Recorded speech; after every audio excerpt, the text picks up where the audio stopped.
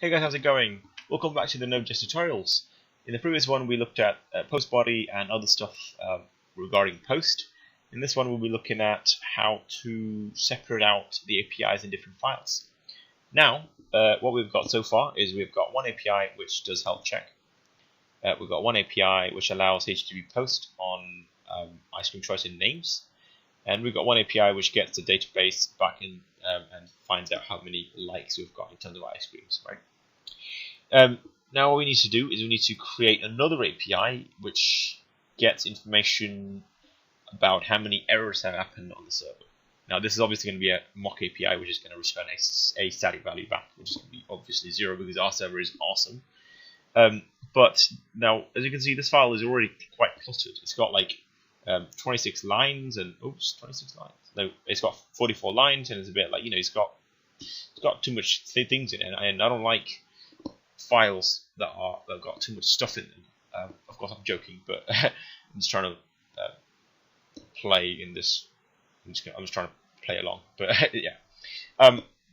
So what we need to do is we need to create another file in routes and then add our API in there because that's the only choice, right? Now, like all great artists do, we're going to steal these 2 lines of code. So we're going to create a new file in there inside routes, and we're going to call it server status.js, and we're going to paste that. And like always, every time you create a route or a module or a submodule, you want to export that module. So module exports equals router. Yeah. And in the middle, we'll define our routes. So we'll say router.get, and we'll define it as server or error count. I like to keep everything in the path in lowercase. It depends on it's totally up to you what you want to do. It can be uppercase, or you can have everything in uppercase, whatever you want. But I prefer lowercase. Error count, and this is going to basically give the user the error count. So function rec_res, and we'll return back saying res.send. And in case you guys haven't guessed it, you can define objects in line, and you don't have to have a separate line and say variable this equal to then create the object. You can create it within the actual function itself. So yeah, just good to know, I guess. Error count is, and then we'll say 0 because our server is awesome. And now that we've created this file, let's check it out, right?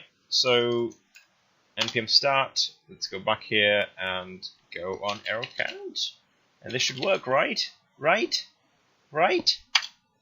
No. Now that is because we haven't defined our file in app.js. And as I mentioned before, app.js is the one that collects all these files together and gives you a proper thing to work with, right? So you've got routes, you've got users, but you haven't got server status anywhere, except of course you've got the file there. But the files are being referenced here, so it doesn't work. It doesn't know magically all the files they have because it's not a psychic. That took a while for me to come back to. Right, never mind. So we're going to define that here. We're going to define the server status here, and we're going to then join it to the application route here. So we're going to map it there. So var server stat equals require routes server status. Now this name doesn't need to be the same as this name, and Node.js will automatically append the .js after it, and so you don't have to give .js everywhere. So just a cool thing, I guess, to know. App.use. Now we can't use the root again because that root is being used by the routes variable. All the routes defining the routes, so we need to use something else. In this case, we're going to use service status. And then we're going to say server stat root. Right, so once again, we've defined our router here. we've modified it, so we've said router when get happens on this URL, call this function with request and response, and then with the response object, call the send object and pass in this object to it, hoping that this will go back to the client. Well, not hoping, but it will go back to the client. And then we're using module.exports, and we're exporting the router back to the module. Here, when you go to this line, we're saying that I require this file, which is the server status.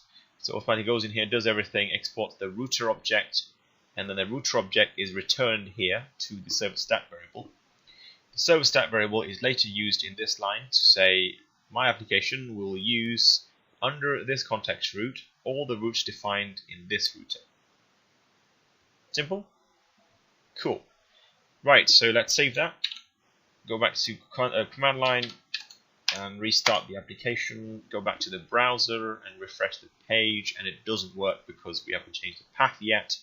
The path now is /server status /error count. So server status /error count. 3, 2, 1, boom. Error count 0, as usual, because our server is awesome.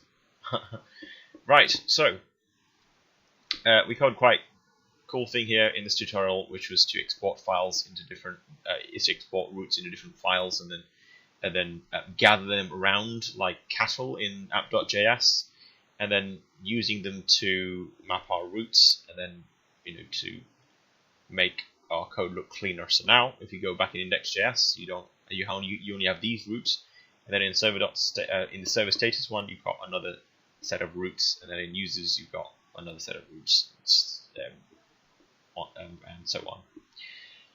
Right, so hope you guys enjoyed this tutorial. If you've got any questions, comment in the video below, and I'll see you guys till the next session. Enjoy!